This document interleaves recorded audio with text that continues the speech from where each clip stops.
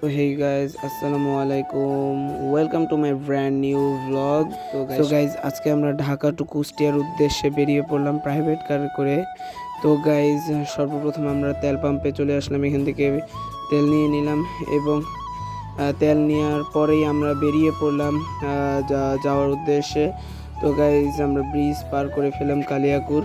তো প্রাইভেট কারে যাচ্ছি, জার্নিটা খুবই ভালোই লাগছিল।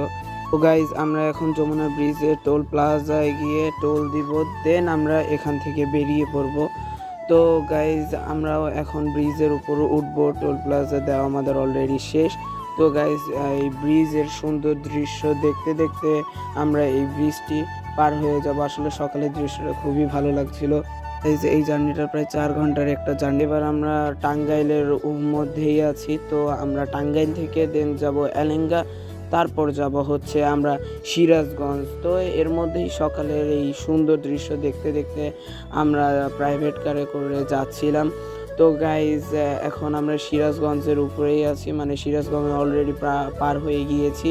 তো গাইজ আমাদের সামনেই রয়েছে লালন শাহ সেতু ব্রিজ।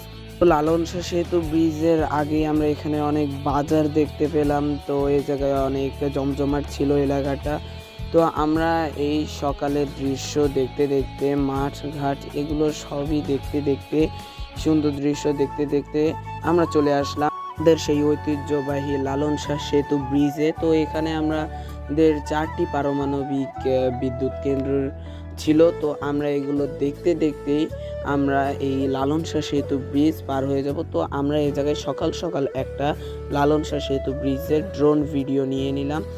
সো গাইজ আজকের ভিডিওটি এই পর্যন্তই। সেই পর্যন্ত সবাই ভালো থাকবেন, সুস্থ থাকবেন। আল্লাহ হাফিজ।